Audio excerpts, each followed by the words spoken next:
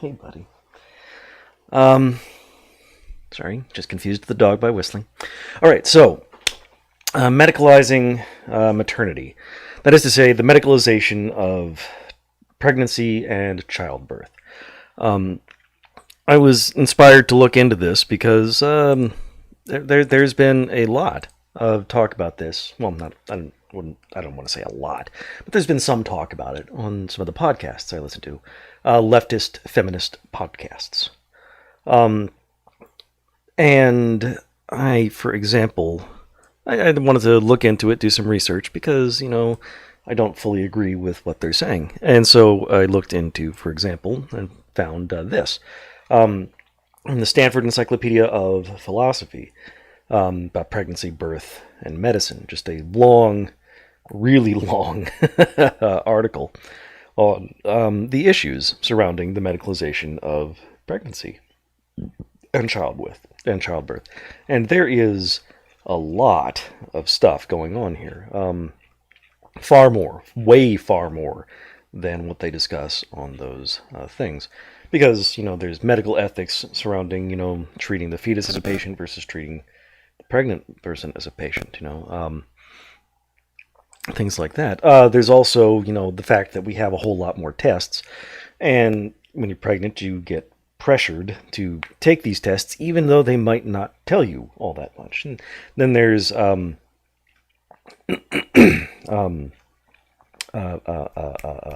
but like the ethical responses if you find out that the fetus is going to have a developmental disability or something like that.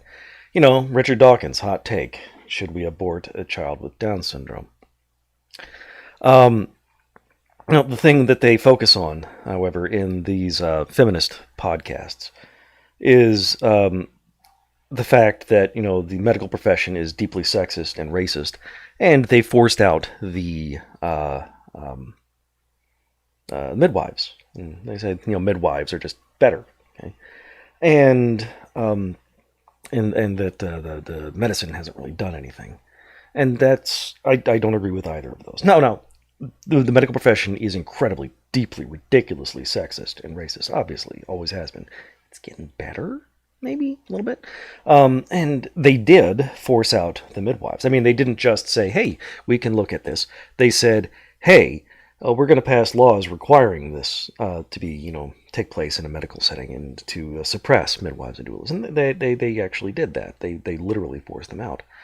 Um, and that is deeply unfortunate because they just discarded centuries of accumulated knowledge among the midwives.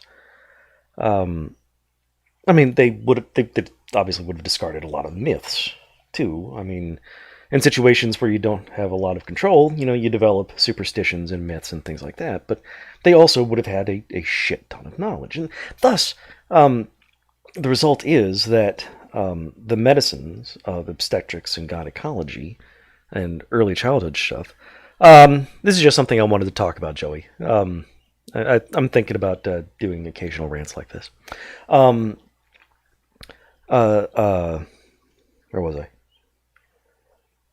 Oh, centuries. Yeah. So I mean, the medicines, the sciences of obstetrics and gynecology were set back by decades. Hey, geek.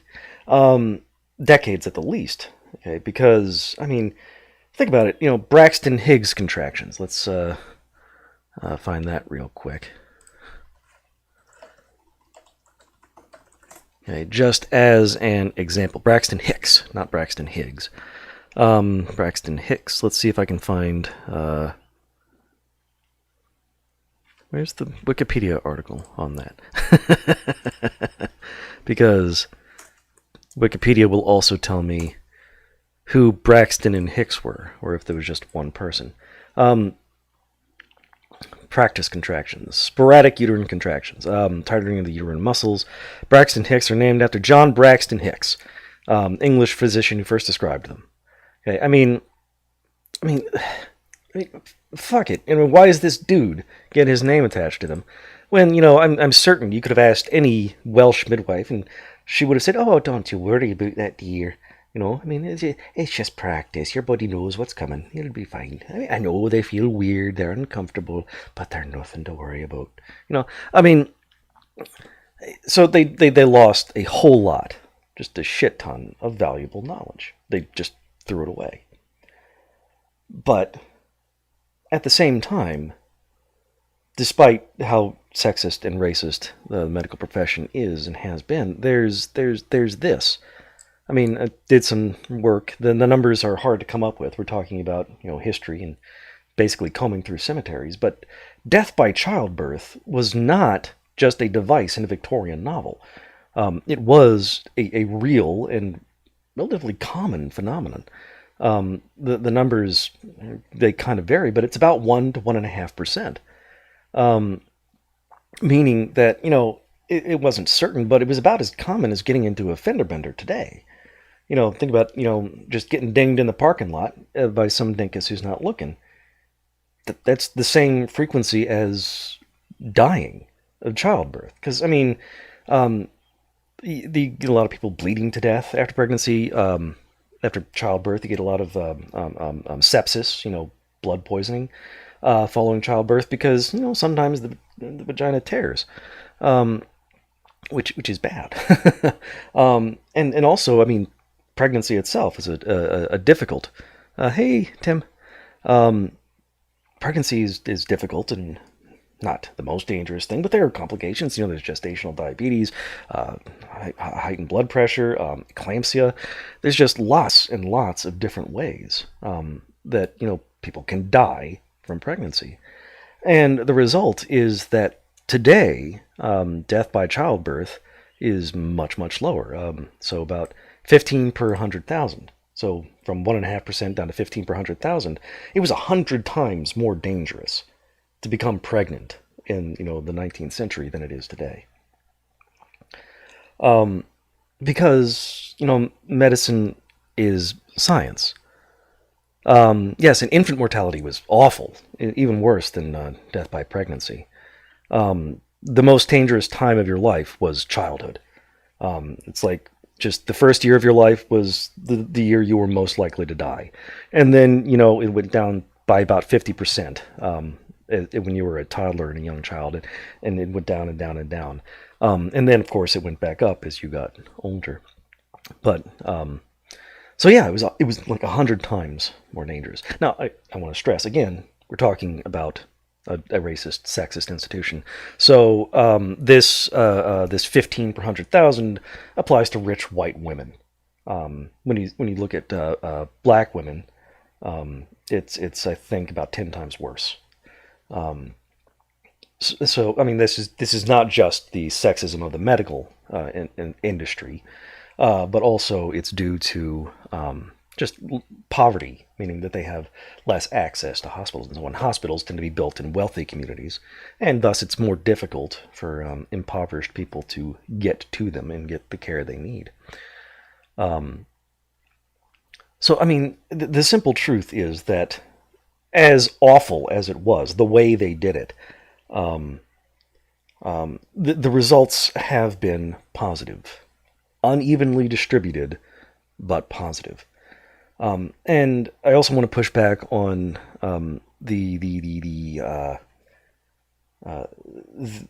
putting the midwives on a pedestal, because a lot of these, they just don't have the scientific grounding that you see in the medical community, and thus they can spread some nonsense. Like I mentioned myths before. Dara O'Brien, an Irish, I believe, comedian, talked about, when he and his wife, they were pregnant. They went to a what to expect sort of class thing, and the person leading the class said, "Okay, get ready." Dara O'Brien had probably the funniest trigger warning. Was, in a few minutes, every woman in the room is going to go, "Ooh." Because the midwife said, at some point during labor, you're going to have to choose. You might have to make the choice between a tear or a cut. That is to say, the vagina may not stretch quite large enough to accommodate the bulbous, ridiculous baby head. And then the person leading the class said, tears are better. And then Dara O'Brien turned to his wife, a medical doctor, and said, "Is that true?" And she said, "No, don't make a fuss. We'll just get through this and get out of here. I'll explain later." Tears are not better. Tears are, random and difficult to repair. And like I said, death by pregnancy, a lot of the time it was because of just unstoppable bleeding or, sepsis, getting bacterial infections because of bleeding. A cut is easier to control and easier to repair, and thus, you're far less likely to die. So, that's just better generally. So, you do get some of that nonsense. And thus, if they had brought the midwives in, and just said, okay, a whole shitload about this, not only would we not have, like the Braxton Hicks contractions named after some random dude, they would just be called, false labor or, something, whatever else they called it. Oops. There we go. What else? Practice contractions, or whatever, things like that. They would have known about it, right? And because the medicalization of pregnancy and childbirth happened at the time that the medical profession took a long, hard look in the mirror and said, in order to be ethical, we need to be certain that the stuff we're doing actually works. That is to say, they started doing, scientific testing of stuff, and thus they discarded a whole shitload of, pseudo-medical bullshit. That, incidentally, is why chiropractors are not doctors. Because the medical profession said, if you want to be taught at medical schools, and if you want to call yourself a medical doctor, you have to abide by scientific standards. And the chiropractor said no. And thus, chiropractors don't have things like that. I didn't know that tears didn't hurt like cuts do. That's interesting. I would have thought they'd give you... Well, I'm guessing you're talking about the aftermath, because they probably would have given you painkillers at the time. But, I guess it kind of makes sense, because tears, I don't know if they are localized or just spread out, but there's a lot I don't know about giving birth. I'm very unlikely ever to do it myself. Nevertheless, the medical profession as a whole said we have to be scientific about this. So if they had brought the midwives in and made them central to the practice, then all of their midwifery would have been subject to that same scientization. And they would have made it would have been easy to discard, the things like, if you dangle a needle over your palm, you can tell the sex of the baby, and tears, things like that. And the result, it would have been so much easier, and so on, to just have all this accumulated knowledge, just boom, right from the start. Decades better, decades faster. And I went ahead and I did a bit of math, assuming 1% rate of death from pregnancy. How many pregnancies will it take before you're equally likely to die? In this case, the number of pregnancies would be kind of ridiculously large. But pretty much everyone back in the 19th century would have known somebody personally who died. Hey, Aurelian. Because, assuming a community of, 50 people, or 100 people, half of them getting pregnant, just a few pregnancies each, and, you have hundreds of pregnancies. And so this first column is just the rate of survival of pregnancy, 99% raised to whatever power, the number of pregnancies. And this column here, the third column, is the number of people dying from pregnancy, or if there's at least one person dying as a result of those pregnancies. So you get down here to 5. The odds that all 5 of those pregnancies resulted in the person surviving, it's a little bit less than 5% chance that at least one of those people died. Meaning that includes, 2 people, 3 people, 4 people, or all 5 of them dying, which would be, all 5 of them dying would be pretty, very unlikely. But it only takes, let's see, where is it? You get down here to 70 pregnancies 1 or 2 pregnancies per person in that small community before it's a 50-50 chance, really. Oh, 69. Nice.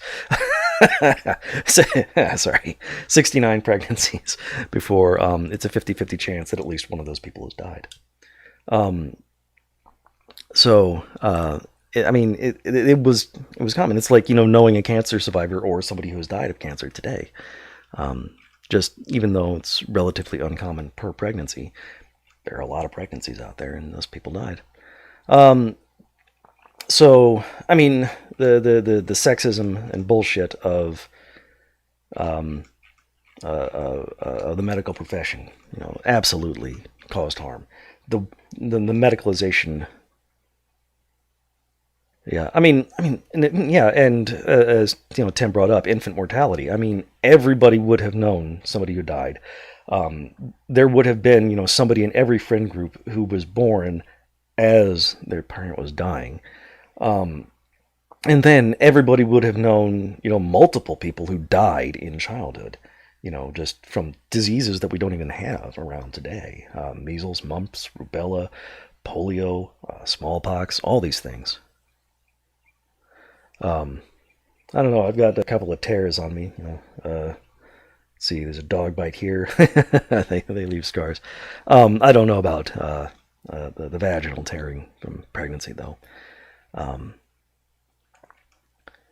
But I mean, yeah. So everybody, back in the day would have just been walking around with tons and tons of trauma and so on. Yeah, you're absolutely right, Joey. It would have been pretty awful. So, I mean, I think the medicalization of pregnancy and this really long thing, I mean, brings up lots and lots of issues just with the existence of it today, let alone how it happened. There's a lot of issues to consider. But I think overall, just the fact that 1%, from 1% down to 1% of 1% is a huge boost. So I mean, there's just positives and negatives is what I would say. It was done badly, and yet the result. Yeah. Like I said, Emerlion, this 15 per 100,000 applies to rich white women.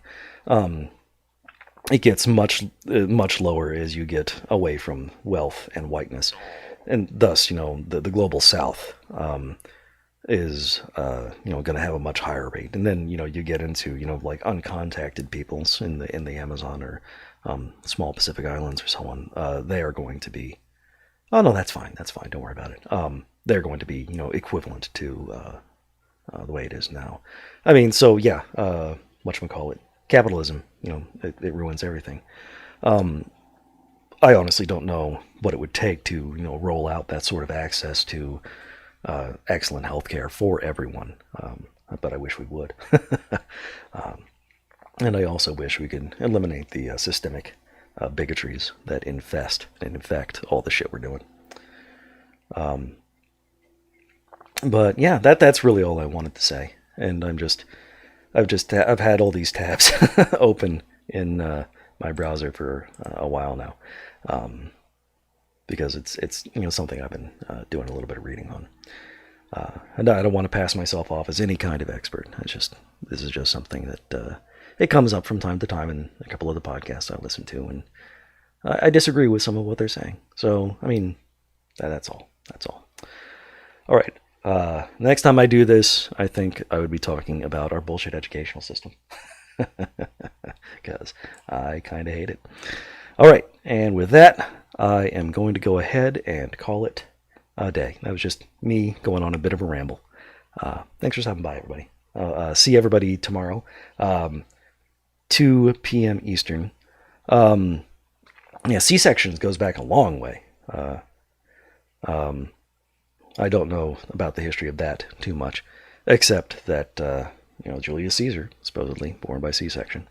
I can only imagine that had a very low survival rate. Surgery back in the back times wasn't it's good. All right, but I'm going to go ahead. See you around.